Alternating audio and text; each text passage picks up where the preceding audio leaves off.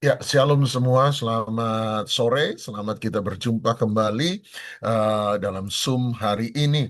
Terima kasih buat kesempatan yang diberi untuk memberitakan kebenaran firman Tuhan. Nah, tanpa berpanjang lebar, saya mengajak Anda untuk melihat satu perumpamaan Tuhan Yesus yang sangat-sangat terkenal. Dalam Markus pasal 4, eh, saya banyak diberkati dengan apa yang saya gali hari-hari ini, Tuhan, apa yang Tuhan bukakan lewat perumpamaan penabur. Dan perumpamaan penabur adalah satu perumpamaan yang sangat penting. Anda sadar atau tidak sadar, perumpamaan penabur adalah perumpamaan yang sangat penting. Kenapa perumpamaan ini adalah perumpamaan penting? Sebab dalam Markus pasal 4 ayat yang ke-13, Markus pasal 4 ayat 13, Tuhan Yesus berkata kepada murid-muridnya bahwa tidakkah kamu mengerti perumpamaan ini? Kalau demikian, bagaimana kamu dapat memahami semua perumpamaan yang lain? Nah, Anda lihat sederhana bahwa perumpamaan ini adalah perumpamaan mendasar. Kenapa saya bilang mendasar? Sebab Tuhan Yesus berkata, kalau kamu tidak mengerti yang satu ini, maka kamu tidak akan pernah mengerti semua perumpamaan yang lain. Kalau kamu tidak mengerti perumpamaan yang satu ini, maka kamu juga tidak akan pernah bisa mengerti semua pengajaran-pengajaran Yesus yang lainnya. Nah, ini adalah perumpamaan yang sangat mendasar. Nah, apa yang coba disampaikan lewat perumpamaan penabur? Perumpamaan penabur, kita tahu bicara tentang seorang penabur yang menaburkan benih dan kemudian jatuh pada empat tanah yang berbeda. Nah, Anda lihat bahwa tanah itu bicara soal hati, kemudian benih bicara soal firman, dan penabur bicara tentang Tuhan sendiri. Dan Anda lihat yang menarik sekali, karena benih ini jatuh di empat tanah yang berbeda, maka benih ini menghasilkan empat pertumbuhan yang berbeda. Perhatikan sekali lagi Bapak Ibu, ini bukan empat benih yang berbeda, tetapi satu benih yang sama, satu penabur yang sama, tetapi ditaburkan pada empat tanah yang berbeda, sehingga menghasilkan empat pertumbuhan yang berbeda pula. Nah, saya cuma mau bilang begini, bahwa ternyata hal yang terutama, nomor satu, yang berperan dalam pertumbuhan rohani kita, itu bukan soal benihnya. Jangan salah mengerti dengan saya. Firman itu sangat penting. Tentu saja sangat-sangat penting. Tapi nomor satu yang memegang peran dari pertumbuhan rohani Anda dan saya, itu bukan pada firmannya. Itu bukan pada penaburnya, pemberita firmannya. Tetapi nomor satu terletak kepada sikap hati yang menerima firman. Anda lihat, jadi dia bicara, Tuhan Yesus bicara tentang empat tanah yang berbeda. Ini persoalan hati. Kenapa ini mendasar? Sebab perumpamaan ini adalah perumpamaan tentang hati manusia. Nah, saya mau jelaskan dan menekankan kepada setiap kita pada sore hari ini. Sebab ada banyak jemaat berkata, oh seandainya saya punya pendeta, gembala saya lebih pintar khotbah, bisa khotbah, pintar khotbah, seperti Bapak atau seperti pendeta A, pendeta B, maka saya akan punya pertumbuhan rohani yang lebih baik. Ada jemaat berkata, oh seandainya kalau saya punya gereja, punya sistem pemuritan Bible study yang bagus, maka pertumbuhan rohani saya akan lebih baik. Salah dan sangat salah. Sebab Alkitab berkata bahwa pertumbuhan rohani Anda dan saya nomor satu, betul firman penting, betul sebuah sistem pemuritan yang baik penting, betul pemberita firman, bagaimana cara memberitakan firman itu penting. Tetapi nomor satu ada terletak pada sikap hati kita, sang penerima firman. Anda boleh dapat firman yang bagus, Anda boleh dengar 1.000 khotbah yang luar biasa, Anda boleh mengikuti seminar-seminar, Anda boleh punya sistem Bible study yang luar biasa, tetapi kalau sikap hati kita sebenarnya jelek, tetap hasilnya akan tetap jelek. Sebaliknya, pendeta Anda, gembala Anda mungkin tidak pinter dalam berkhotbah. Mungkin yang disampaikan juga kurang lebih sama dengan yang disampaikan oleh pendeta-pendeta lain. Dan dia mungkin tidak punya sistem pemuritan atau sistem Bible study yang bagus. Tetapi selama sikap hati kita lapar dan haus akan kebenaran, maka kita akan punya pertumbuhan rohani yang luar biasa. Stop menyalahkan kemandekan dalam pertumbuhan rohani Anda dan saya kepada orang lain. Pertumbuhan rohani itu adalah tanggung jawab kita masing-masing. Nomor satu, pertumbuhan rohani adalah tanggung jawab setiap kita masing-masing. Nah, oleh sebab itu kita perlu dan sangat perlu tentu saja untuk memahami tentang perumpamaan ini. Nah, mari saya ajak Anda untuk melihat Markus pasal 3, mulai dari ayat yang ketiga. Kalau tidak keberatan, mari kita lihat Markus pasal 4, ayat yang ketiga, perumpamaan tentang penabur. Markus 4, ayat yang ketiga mulai. Dengarlah, adalah seorang penabur keluar untuk menabur. Ayat 4, pada waktu dia menabur, sebagian benih itu jatuh di pinggir jalan. Lalu datanglah burung dan memakannya sampai habis. Jadi tanah pertama adalah tanah pinggir jalan. Dan musuh pertama adalah burung yang memakan benih tersebut. Ayat 5, sebagian jatuh di tanah yang berbatu-batu. Jadi tanah kedua adalah tanah berbatu-batu yang tidak banyak tanahnya, lalu benih itu pun segera tumbuh karena tanahnya tipis. Ayat 6, tetapi sesudah matahari terbit, musuh yang kedua adalah matahari. Matahari terbit, lalu layulah dia dan menjadi kering karena tidak berakar. Nah, ayat 7, sebagian lagi jatuh di tengah semak duri, lalu makin besarlah semak itu dan menghimpitnya sampai mati sehingga dia tidak berbuah. Jadi tanah ketiga adalah tanah semak berduri, dan musuh di sana adalah duri daripada semak duri tersebut. Ayat 8, dan sebagian jatuh di tanah yang baik, dia tumbuh dengan suburnya dan berbuah. Hasilnya ada yang 30 kali lipat, ada yang 60 kali lipat, ada yang 100 kali lipat. Ayat 9, dan katanya, siapa mempunyai telinga untuk mendengar, hendaklah dia mendengar. Tanah keempat adalah tanah yang baik, dia berbuah, bertumbuh dan berbuah 30, 60, bahkan 100 kali lipat. Jadi ada 4 jenis tanah, dan tanah yang dikehendaki oleh Yesus Tuhan kita adalah tanah yang keempat. Nah, pertanyaannya adalah apa perbedaan tanah yang keempat, yang terakhir, dengan 3 tanah yang pertama? Perbedaannya apa? Perbedaannya adalah tanah yang pertama, dia sama sekali tidak bisa bertumbuh. Tanah yang kedua, dia bertumbuh untuk sekejap, tapi kemudian menjadi kering. Tanah yang ketiga, dia bertumbuh, tapi dia dihimpit sehingga dia tidak bisa berbuah.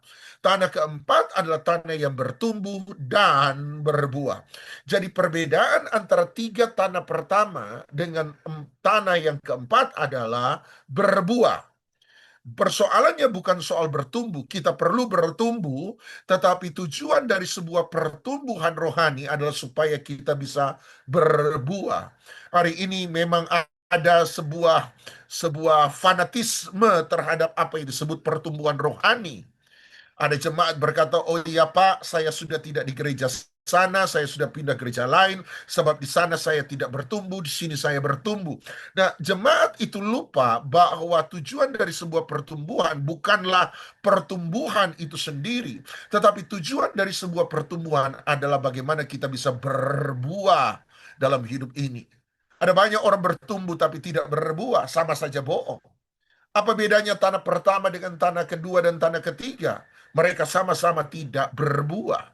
Sekalipun tanah kedua dan tanah ketiga bertumbuh, tapi tanah kedua dan ketiga sama dengan tanah pertama, sama saja tidak berbuah. Tujuan utama dari pertumbuhan rohani adalah supaya kita berbuah.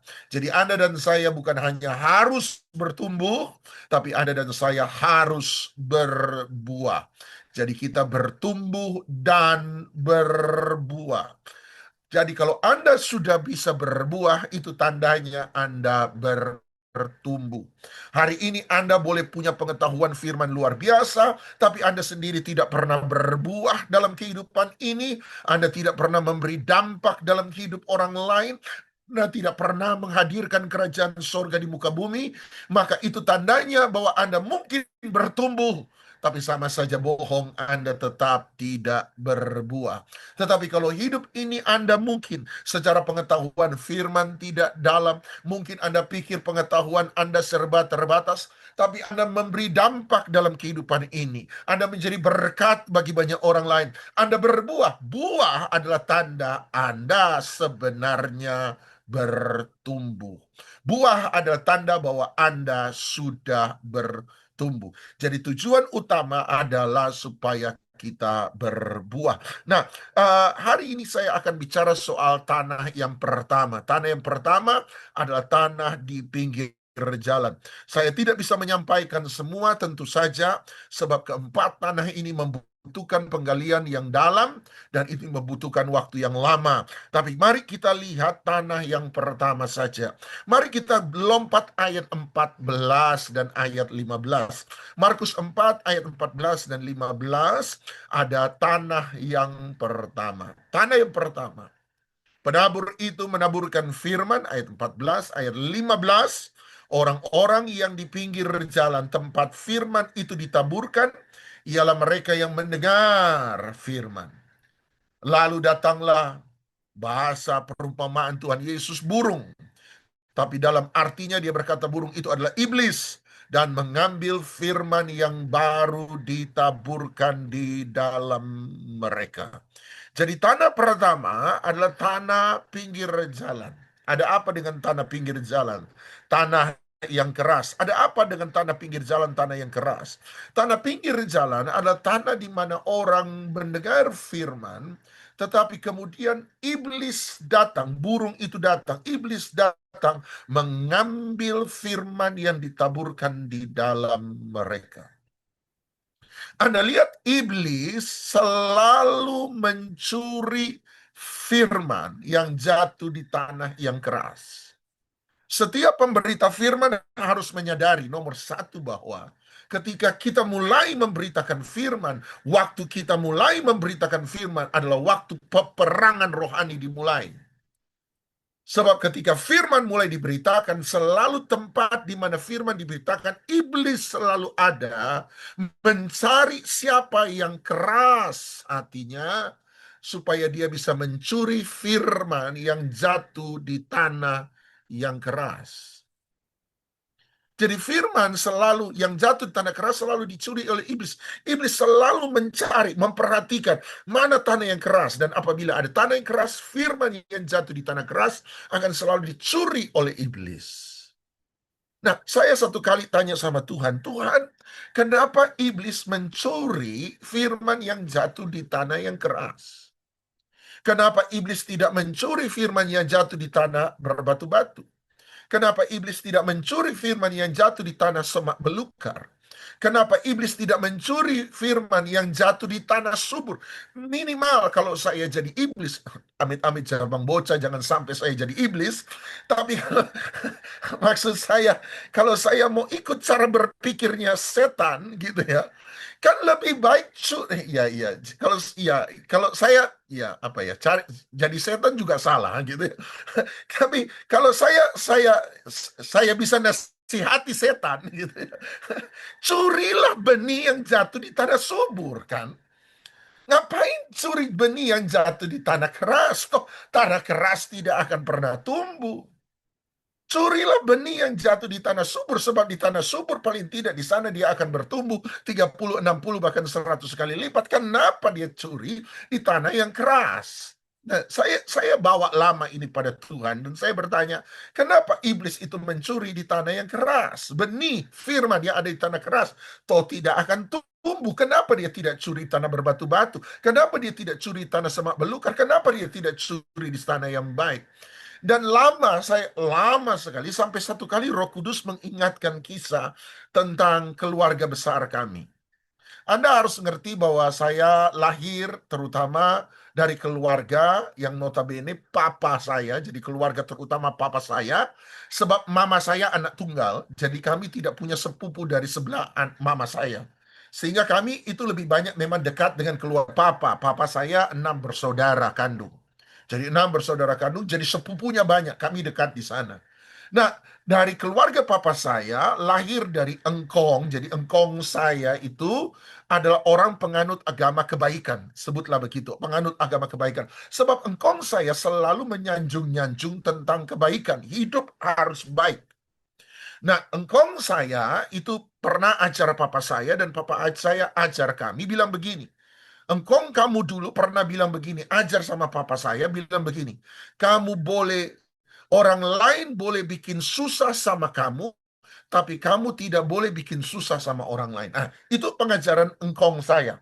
Satu ayat ini saja Anda kerjakan, oh, Anda ini orang baik. Jadi engkong saya bilang, orang lain boleh bikin salah sama kamu, tapi kamu tidak boleh bikin salah sama orang lain. Orang lain boleh tipu kamu, tapi kamu tidak boleh tipu orang. Orang lain boleh bikin susah kamu, tapi kamu tidak bisa bikin susah sama orang lain. Ini kan ajaran kebaikan luar biasa. Itu sebabnya dia merasa hidupnya lebih baik daripada orang Kristen. Itu sebabnya sangat susah engkong saya untuk terima Yesus. Istri engkong saya, jadi oma saya, ini orang Kristen Pentekostal. Orang Kristen Pentekostal. Tapi saya sebut Kristen Pentekostal KTP. Sebab saya tahu Minggu pagi boleh ke gereja, Minggu sore buka meja judi itu saya. Jadi Minggu pagi ke gereja, Minggu sore saya tahu jamnya. Saya sampai hafal jamnya karena lama. Dia bertobat kemudian, tetapi lama jam 3 jam 4 itu buka meja mahjong gitu ya. Oh, saya tahu di bawah itu ada laci tempat uang itu sampai saya tahu. Jadi kalau kami anak-anak itu datang ke oma saya, tempat main oma saya di lantai 2, sudah buka meja mayong, meja judi begitu. Kami sambil ngintip. Kalau mama saya tahu, oh dia marah luar biasa. Dia bilang jangan ikut-ikut di situ. Nanti takut transfer mungkin ya. Oma saya itu Kristen, tapi aduh jahatnya, aduh kalau sudah marah sama pembantu itu benar-benar tidak ada yang berani, semua diam, gemetar semua. Menantu-menantu perempuan zaman oma saya itu kompak, benar-benar kompak. Kenapa? Sebab penderitaannya sama, gitu ya. Gak ada yang berani ngelawan oma saya. Jadi saya pikir engkong saya itu susah bertobat. Salah satu gara-gara lihat kelakuan istrinya mungkin gitu ya. Jadi memang benar seringkali yang buat orang tidak terima Yesus bukan karena Yesusnya jahat. Ada banyak orang tidak terima Yesus karena pengikut Yesusnya yang tidak benar gitu. Ah, engkong saya bahkan kalau lihat pendeta jalan proposal, sebab zaman dulu kalau ada pembangunan atau apa-apa ada pendeta yang suka jalan proposal, apalagi tahu oma saya Kristen gitu ya. Jalan proposal. Kalau ketemu engkong saya pernah dengar dia bilang begini sama pendeta yang jalan proposal, dia bilang, "Itu pendeta," dia bilang, "ngaku percaya Tuhan, tapi kasih makan istri dan anak, dia ngemis minta-minta sama orang." Dia bilang, "Saya tidak percaya sama Tuhannya dia, tapi kasih makan istri dan anak-anak tidak pernah minta orang. Saya kasih makan istri dan anak-anak, saya kerja keras." Jadi Anda lihat sangat sukar untuk benar-benar buat engkong saya ini bertobat. Sangat sukar. Sebut nama engkong saya Guantit, terkenal dengan engkong Guantit gitu. Jadi gereja tempat kami beribadah itu tahu bahwa engkong saya ini sangat sukar untuk terima Yesus. Nah, keluarga kami, keluarga papa dan mama saya adalah keluarga mula-mula dari anak-anaknya dia yang sungguh-sungguh dengan Tuhan. Sebab kami 3 bersaudara laki-laki, anak-anaknya ini semua sejak kecil mengalami sesuatu yang proses dari Tuhan. Adik saya waktu masih usia sekian bulan itu keracunan AC mobil.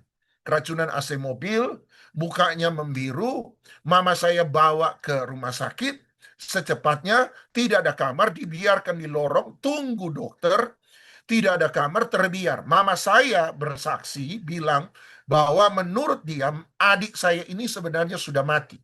Sebab kesaksian mama saya, muka adik saya usia masih sekian bulan, biru, tangan dan kakinya, karena mama saya yang gendong, tangan dan kakinya dingin. Hanya dalam keadaan begitu desperate, mama saya berdoa, berdoa, berdoa, berdoa, minta Tuhan tolong. Ada dokter lewat, dia lihat keadaan adik saya, keadaan sudah membiru, dia cepat langsung beri pertolongan pertama, adik saya selamat. Jadi menurut mama saya, adik saya mati, tapi Tuhan tolong bisa hidup kembali. Kakak saya waktu masih kecil itu main di lantai 3. Saya ajak dia main di lantai 3. Ternyata di lantai 3 itu semacam plafon atau apanya itu membusuk. Dia jalan di sebuah plafon dan dia jatuh dari lantai 3 turun jatuh sampai di lantai 2. Dia jatuh di lantai 2, mulutnya sampai leher tersobek. Waktu masih kecil tersobek. Darahnya menurut kesaksian papa mama saya muncrat bagaikan air mancur. Jadi keluar-keluar bagaikan air mancur. Pendarahan hebat. Bawa ke rumah sakit papa saya sampai pingsan berkali-kali karena lihat darah dari mulut kakak saya itu terus muncrat keluar. Bawa ke rumah sakit, disuntik untuk bius, tidak mempan. Suntik lagi untuk bius, tidak mempan. Suntik untuk bius, tidak mempan. Akhirnya dioperasi dalam keadaan sadar. Luar biasa, puji Tuhan, pendarahan bisa berhenti. Anugerah Tuhan hari ini tidak ada bekas sama sekali yang sobek dari mulut sampai ke lehernya. Itu anugerah Tuhan.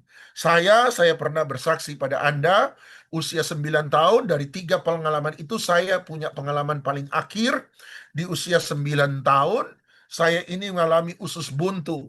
Selama 3 hari sudah pecah. Jadi dokter prediksi saya ini sudah pecah, lebih dari 1 hari sudah pecah 2 sampai 3 hari. Dan saya memang tanya beberapa tekan dokter, apabila usus buntu itu pecah lebih dari 1 hari, apa yang terjadi? Mati, mereka jawab. Mati, harusnya mati. Dia bilang, saya punya kesaksian begini. Dia bilang, itu harusnya mati. Mujizat kalau kamu masih hidup. Dan dokter yang periksa memang bersaksi bahwa itu mujizat. Saya masih hidup. Dan saya berkata, orang yang harusnya mati tapi tidak mati, Tuhan punya rencana besar dalam hidup orang itu. Nah, saya kemudian dibawa cepat, ada salah diagnosa, makanya terbiar dalam waktu 3 hari, salah diagnosa sampai pindah dokter, baru dokter kedua baru berkata, hari ketiga itu baru dipindah ke dokter yang lain, baru dia berkata, ini gawat, cepat bawa ke dokter bedah. Di dokter bedah langsung diperiksa, langsung berkata, ini gawat, langsung masuk rumah sakit, tidak boleh pulang rumah, dia langsung ke rumah sakit, menyiapkan semua operasi, tapi dia tidak mau operasi. Singkat cerita, saya ini berhasil diselamatkan. Jadi saya di rumah sakit 15 hari, 12 hari di ICU, 3 hari di kamar biasa. Hari ketiga di kamar biasa, harusnya besok pulang, terjadi infeksi di operasi saya, bekas operasi saya. Harusnya saya ini harus dibuka lagi jahitan, masuk kamar operasi, tapi puji Tuhan, malam itu ada pendeta saya datang, dia doakan saya, kemudian saya besok pagi tertidur, besok pagi saya bangun sudah tidak ada sakit sama sekali, tidak ada infeksi dan saya boleh pulang. Anugerah Tuhan. Selesai peristiwa itu, nah keluarga kami itu punya kebiasaan. Punya kebiasaan. Apabila ada peristiwa-peristiwa yang bisa untuk diucapkan syukur, kami buat yang namanya ibadah ucapan syukur. Biasanya kalau ulang tahun pernikahan, ulang tahun salah satu anggota keluarga, kami buat ibadah pengucapan syukur namanya. Nah, waktu saya sembuh, keluarga juga buat ibadah pengucapan syukur. Undang jemaat datang ke rumah kami, buat ibadah. Di tengah-tengah ibadah, biasanya keluarga yang mengucap syukur diundang untuk bersaksi. Mama saya yang bersaksi, sebab papa saya tidak pintar ngomong, mama saya lebih pintar ngomong, mama saya bersaksi. Selesai bersaksi, seperti kebiasaan kami ini diundang maju. Ayo keluarga, maju ke depan untuk memuji Tuhan. Jadi papa saya maju, saya maju, kakak saya maju, adik saya juga maju, mama saya sudah di situ, maju untuk memuji Tuhan. Nah, waktu kami maju memuji Tuhan, mulai menghadap jemaat, tiba-tiba jemaat itu tepuk tangan. Jemaat tepuk tangan. Haleluya. Oh, puji Tuhan. Oh, Yesus dahsyat. Mereka tepuk tangan sambil tersenyum. Itu bukan respon biasa. Itu respon yang sedikit mengejutkan. Ada apa jemaat tiba-tiba tepuk tangan? Haleluya. Oh, puji Tuhan. Yesus dahsyat. Ternyata waktu kami maju ke depan untuk memuji Tuhan, engkong saya yang terkenal kerasnya minta ampun ini tiba-tiba ikut pelan-pelan maju ke depan, berdiri paling belakang. Makanya jemaat yang ngerti engkong guantit ini yang susah terima Yesus ini, maju ke depan, mereka kaget. Mereka tepuk tangan, haleluya, puji Tuhan. Oh, Yesus dahsyat, haleluya, puji Tuhan. Nah, kami nyanyi. Dia ada di situ di belakang, dia berdiri paling belakang. Dia tidak bisa nyanyi, dia ikut saja. Kami nyanyi lagu Kemurahan-Mu lebih dari hidup. Saya ingat lagunya itu. Kemurahan-Mu lebih dari hidup, bahwa lidahku memuji Engkau. Kemurahan-Mu lebih dari hidup. Nah, kebiasaan juga setelah nyanyi lagu itu, kami akan ulang dari pertama. Kemurahan, tapi kali ini sambil angkat tangan. Itu kebiasaan. Kemurahan, kami angkat tangan. Waktu kami angkat tangan, jemaat tiba-tiba tepuk tangan lagi. Oh, haleluya. Oh, puji Tuhan. Yesus dahsyat. Mereka ketawa. Ada apa? Ternyata engkong saya paling belakang tidak bisa nyanyi, tapi ikut-ikut angkat tangan. Mereka tahu ini, oh dia angkat tangan. Itulah peristiwa di mana hatinya mulai terbuka kepada Tuhan Yesus. Beberapa saat kemudian, sekian bulan atau 1 tahun sekian, dia itu mengalami sakit, engkong saya. Masuk rumah sakit, dirawat sekian hari, drop, detak jantungnya, heart rate-nya lurus. Jadi dokter datang, pompa jantung, kejut jantung, tidak hidup. Tetap lurus. Nah, waktu satu kali dokter mau memberitahukan jam kematiannya, jadi dokter hampir memberitahukan jam kematian engkong saya, tiba-tiba dari tidur engkong saya duduk. Jadi dari tidur tiba-tiba dia duduk sambil teriak, "Saya hidup!" Nah, kalau dia bilang saya hidup, berarti kan dia tahu dia mati. Gitu ya. Nanti kemudian ditanya sama engkong saya, nanti kemudian ditanya om saya. Nah, om saya itu suhu kelenteng. Disitulah pertobatan om saya yang suhu kelenteng, sebab dia lihat papanya hidup. Dia tanya sama papanya, dia tanya sama engkong saya. Anak-anak tanya, "Papa ini apa? Terjadi apa?" Dia cerita, jadi engkong saya cerita. Dia ada di tempat sangat gelap, lihat tangan sendiri pun tidak bisa. Dia ada dalam keadaan sangat ketakutan di tempat yang gelap itu. Di tengah-tengah ketakutan di tempat gelap, ada sinar terang kecil, makin besar, makin besar, makin besar. Dari terang itu terdengar suara, "Akulah Yesus, Tuhan Allahmu, sembahlah aku." Kemudian berkata, pulang kembali. Dan dia kemudian balik, dia hidup. Tidak lama kemudian dia minta dibaptis, dia kemudian mengalami pertobatan, dia ke gereja walaupun tidak mengerti apa-apa banyak, dia ke gereja, dia dengar firman Tuhan, tidak lama kemudian dia sakit kembali, dia masuk rumah sakit, belum dokter tangani, dia meninggal. Jadi itu pengalaman engkong saya yang diingatkan Roh Kudus terhadap saya. Dan ada satu kalimat Roh Kudus taruh di hati saya. Kalimat itu berkata, "Hati sekeras apapun juga, satu kali kalau waktu hujan Roh Kudus tiba, maka hati yang paling keras akan menjadi hati yang lembut." Bagi Anda yang sementara bersaksi kepada keluarga, sanak saudara, orang sahabat yang hari ini terus menolak kesaksian Anda, saya mau encourage Anda, terus bersaksi, terus mendoakan, sebab satu kali sekeras apapun hati seorang manusia, kalau tiba waktunya hujan Roh Kudus turun, maka hati yang keras akan menjadi lembut. Itu sebabnya iblis tahu dia mencuri benih di hati yang keras. Sebab kalau hujan Roh Kudus turun, maka benih itu akan masuk ke dalam tanah yang keras. dan menghasilkan buah untuk kemuliaan nama Tuhan. Disitulah saya mengerti, oh ya, kenapa dia mencuri dari tanah yang keras. Nah, dia mencuri, kata Lukas, dia memakan. Dia memakan. Jadi iblis itu memakan. Semua firman yang ditolak seseorang itu akan dimakan oleh iblis. Apa arti dimakan?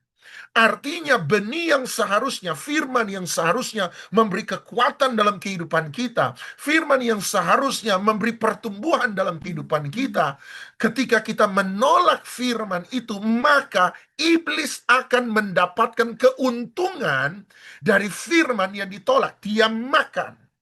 Dia makan berarti dia menerima kekuatan. Bukan menerima kekuatan dalam pertumbuhan iman, bukan. Tetapi ketika kita menolak firman, maka setiap kali kita menolak firman, dengarkan baik-baik Bapak Ibu, iblis mendapatkan kekuatan untuk mencengkram hati kita makin keras, makin keras, makin keras, makin keras, makin keras. Iblis akan semakin kuat dan kita akan semakin lemah. Ini yang harus Anda dan saya pahami. Tolong pahami. Setiap kali seseorang menolak firman, maka dia bukan hanya menjadi lemah secara roh, tetapi iblis akan menjadi punya cengkraman, kubu, benteng yang semakin kuat dalam hidup orang tersebut. Ini pengalaman pelayanan saya. Semakin lama orang menolak firman Tuhan, maka iblis bukan hanya masuk dalam hidupnya, iblis bukan hanya merusak hidupnya, tetapi iblis merasuk hidupnya. Iblis bukan cuma masuk, iblis merusak. Dia bukan hanya merusak, dia merasuki. Orang yang disuruh mengampuni dalam waktu yang lama, Anda terus tolak, tolak, tolak, tolak, tolak. Anda bukan hanya kepahitan, tapi Anda punya roh kepahitan. Itu roh iblis, roh jahat. Orang yang terus menerus tidak mau melepas dosa zina, dia bukan hanya punya dosa zina, tetapi akan ada roh zina dalam kehidupannya. Iblis bukan cuma masuk, iblis bukan cuma merusak, tapi iblis akan merasuk dalam kehidupannya.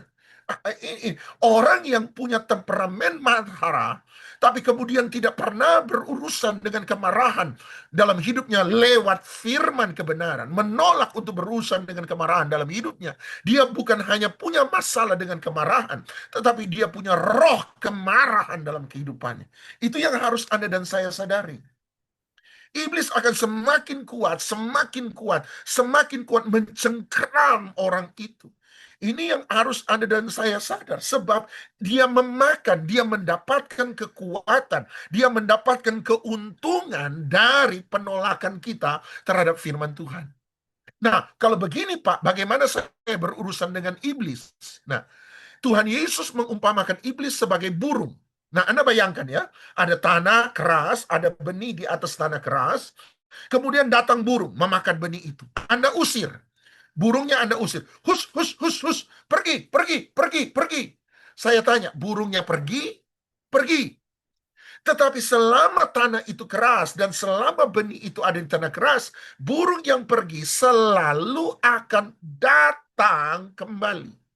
Betul? Itulah problem dengan orang Kristen dan doa kelepasan. Saya tidak bilang doa kelepasan tidak penting-penting. Berguna loh, berguna bukan tidak berguna.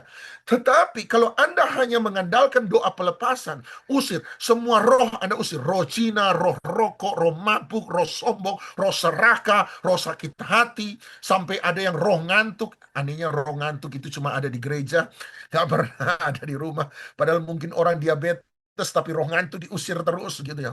Anggaplah benar ada roh ngantuk dan Anda usir. Dan benar setelah Anda usir, lepaskan, dia pergi.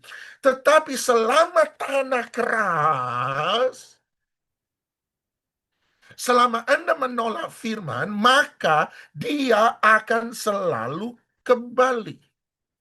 Itu yang dikatakan Tuhan Yesus dalam Matius 12 ayat 43. Coba Anda lihat Matius 12 ayat yang ke-43 sampai ayat yang ke-45. Matius 12 ayat 43. Apabila roh jahat keluar dari manusia, dia pun mengembara ke tempat-tempat yang tandus. Matius 12 ayat 43, mencari perhentian, tetapi dia tidak mendapatnya. Ayat 44. Matius 12 ayat 44, lalu dia berkata, aku akan kembali ke rumah yang telah kutinggalkan itu. Aku kembali, lihat, roh jahat kembali ke rumah yang telah kutinggalkan itu, maka pergilah dia mendapati rumah itu kosong, bersih, tersapu, rapi, tersusun. Kenapa bersih, tersapu, rapi, tersusun? Karena roh jahatnya yang merusak sudah diusir pergi. Tetapi karena kosong, artinya tidak ada penghuni, tidak ada Roh Kudus, artinya tanahnya tetap keras. Ayat 45, Matius 12 ayat 45, lalu dia keluar dan mengajak 7 roh lain yang lebih jahat. Ingat tadi saya berkata, setiap kali kita menolak firman, maka kita akan temukan roh setan, iblis, roh jahat itu akan makin kuat, lebih jahat daripadanya. Ayat 45, dan mereka masuk dan berdiam di situ, maka akhirnya keadaan orang itu lebih buruk daripada keadaannya yang semula. Nah, ini loh yang saya mau bilang. Dia akan selalu kembali. Dan kalau dia kembali, maka dia akan makin kuat, makin kuat, makin kuat. Pelepasan tanpa disertai dengan konseling, maka kembali lagi akan mengalami persoalan yang sama, bahkan lebih buruk daripada sebelumnya. Tolong dipahami, saya tidak berkata doa pelepasan tidak penting, saya melakukan doa pelepasan. Tetapi kita tidak berurusan, kita gagal melihat bahwa masalah yang sesungguhnya bukan masalah dirasuk roh jahat, masalah sesungguhnya adalah sebab hati kita keras. The problem is not the seeds problem. The problem is about the ground's problem, the soil's problem. Masalah di sini bukan masalah burungnya, bukan masalah roh jahatnya, bukan masalah iblisnya. Masalah di sini adalah masalah tanah yang kerasnya. Kalau tanah itu tidak keras, maka dia tidak akan pernah mencuri. Nah, kalau begitu pertanyaannya, kenapa tanah itu keras? Nah, Anda akan lihat secara cepat dari dua sisi Injil yang lain, dari Matius dan Lukas. Mari kita lihat dari Matius dulu. Matius 13 ayat 19, luar biasa. Markus bicara soal garis besar, Matius melihat dari sisi yang satu, Lukas akan membawa kita lihat dari sisi yang berbeda. Lihat Matius pasal yang ke-13 ayat 19. Kepada setiap orang yang mendengar firman tentang kerajaan sorga, tetapi tidak mengertinya, datanglah si jahat dan merampas yang ditaburkan di dalam hati orang itu.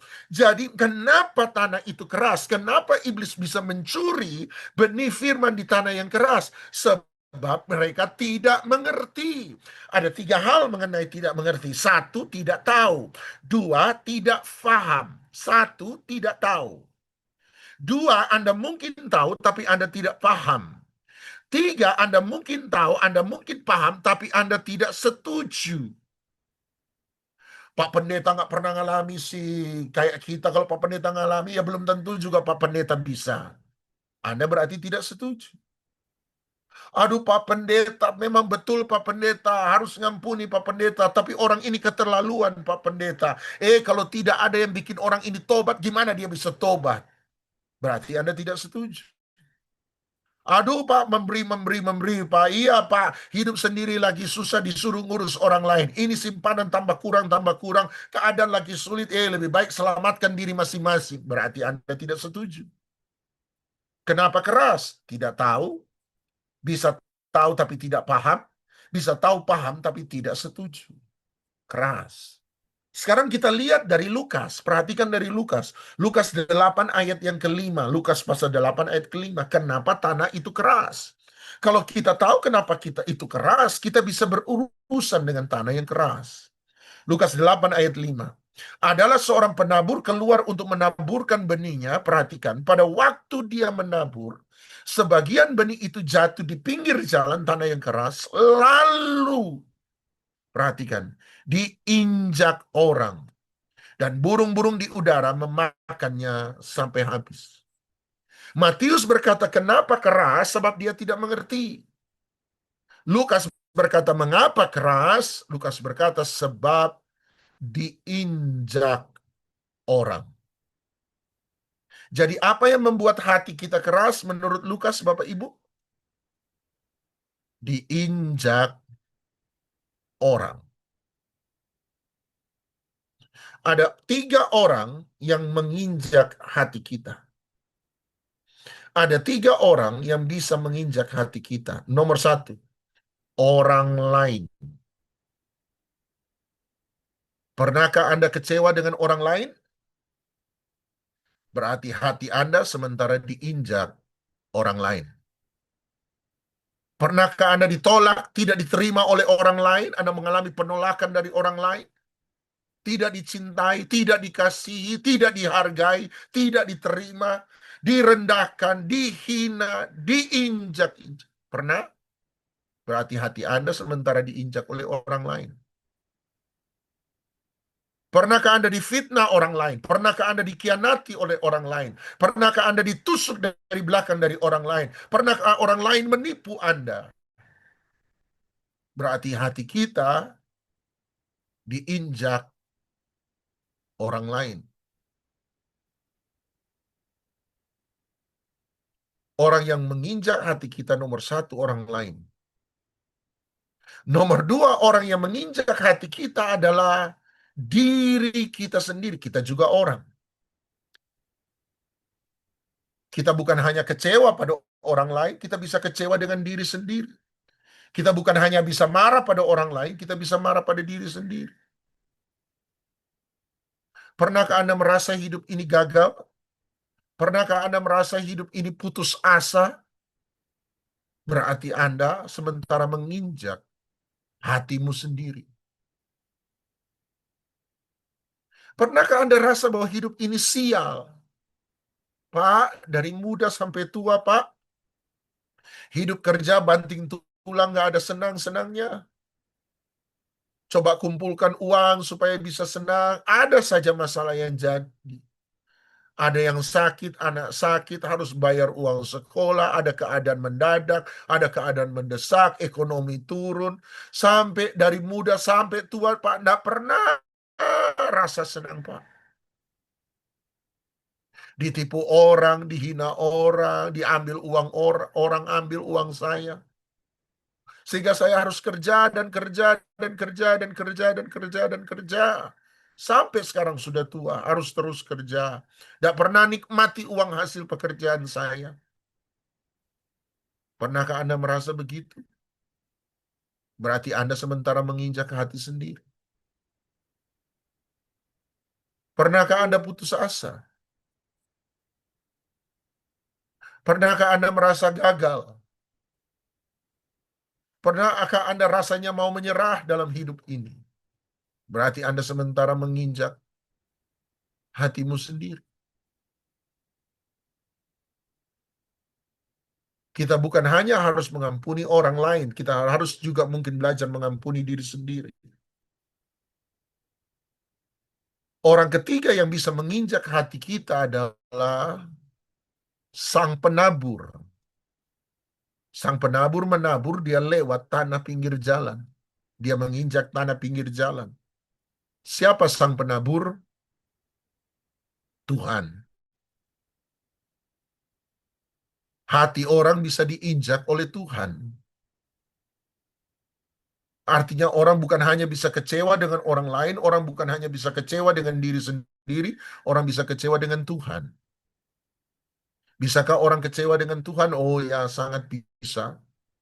Contohnya, pernahkah Anda dengar Yohanes 11 ketika Lazarus mati, Yesus sengaja terlambat pada hari keempat setelah kematian Lazarus, baru Yesus datang.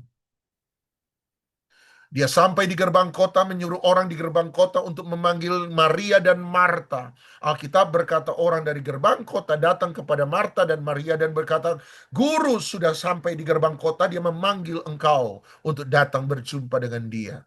Baca baik-baik Yohanes 11, yang bangkit berdiri menyambut Yesus di gerbang kota pada Yohanes 11 adalah Marta. Maria tidak mau menyambut Yesus saat itu. Padahal menurut Alkitab, menurut narasi Alkitab, siapa yang paling mencintai Yesus di antara kedua bersaudari ini? Maria atau Marta? Maria. Kenapa waktu Yesus datang, Marta justru jemput Yesus, Maria tidak menjemput Yesus?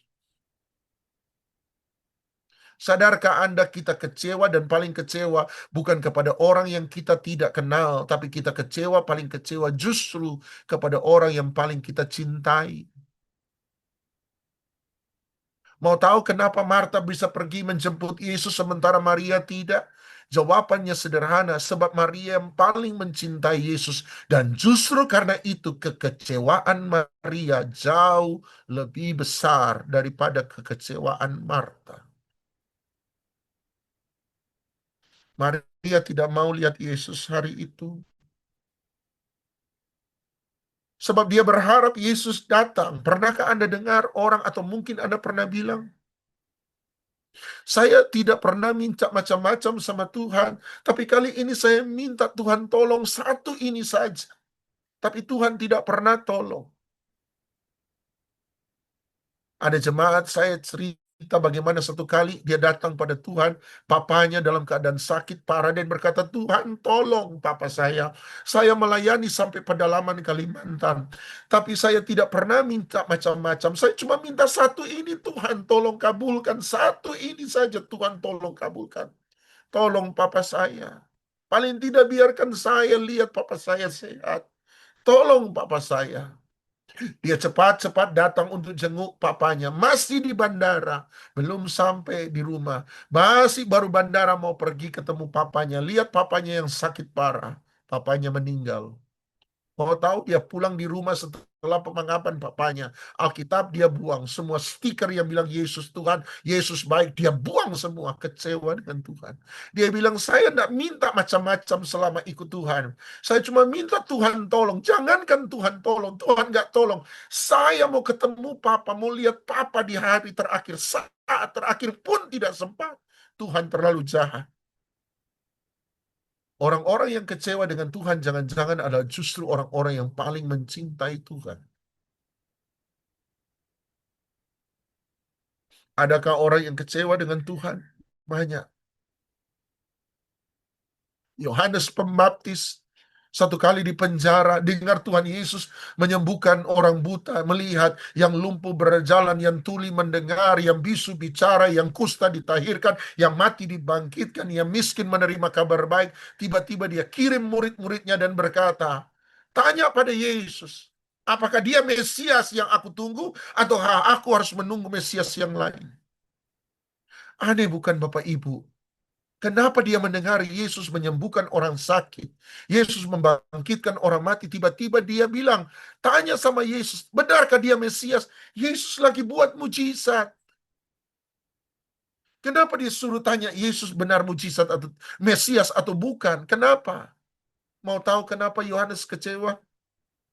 Waktu dia dengar yang buta melihat, yang lumpuh berjalan, yang kusta ditahirkan, yang mati dibangkitkan, yang miskin memperoleh kabar baik. Kenapa Yohanes kecewa? Sederhana.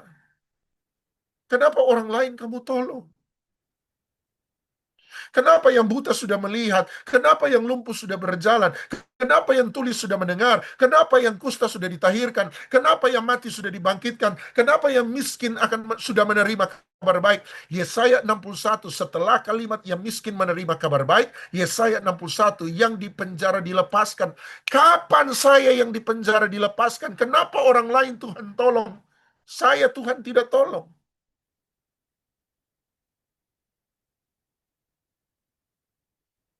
Kenapa orang lain Tuhan tolong? Kenapa orang lain Tuhan berkati, saya Tuhan tidak berkati?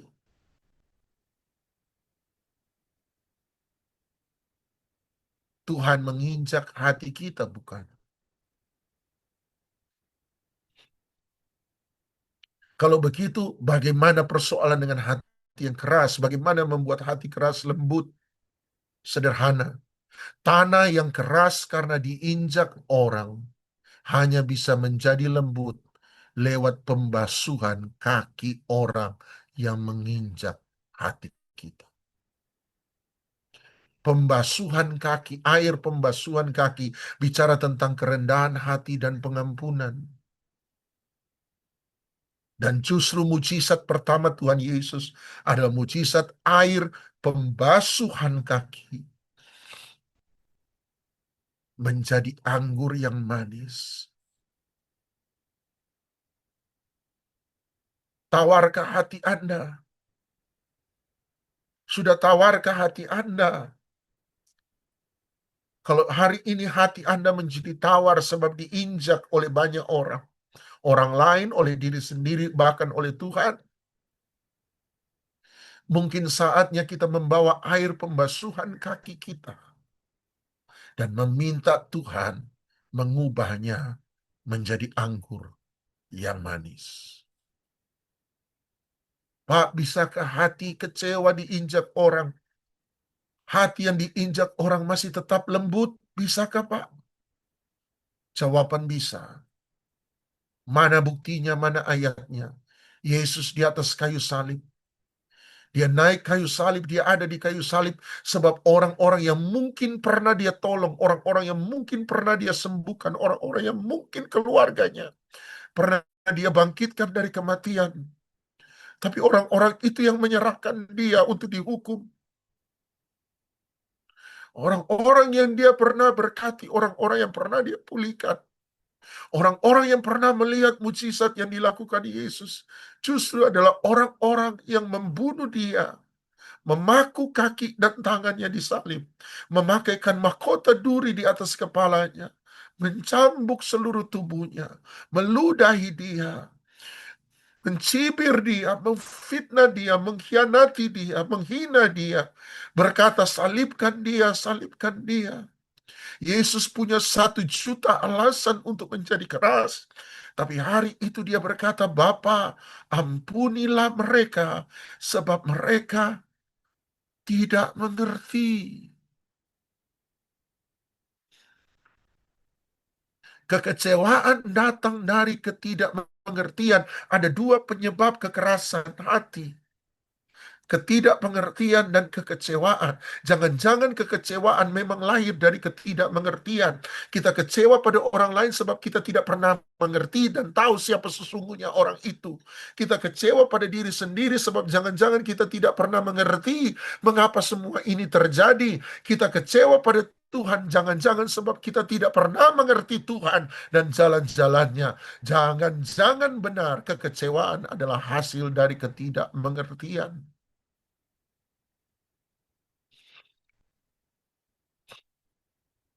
Hari ini maukah kembali lagi kita membasuh hati kita? Sama seperti Yesus membasuh hatinya bukan dengan air pembasuhan kaki, tapi Yesus membasuh hatinya dengan darahnya sendiri, dengan keringat dan air matanya. Sehingga ketika dia mengampuni orang-orang yang bersalah padanya, justru lewat pengampunannya, dia menyelamatkan orang-orang yang bersalah kepadanya. Kita hanya bisa menyelamatkan orang-orang yang bersedia untuk kita ampuni. Mari siapkan hati kita menerima perjamuan. Mungkin WL dan singers, pemain musik, bawa 1 lagu dan kita siapkan roti anggur perjamuan kita. Tapi terutama siapkan hati kita.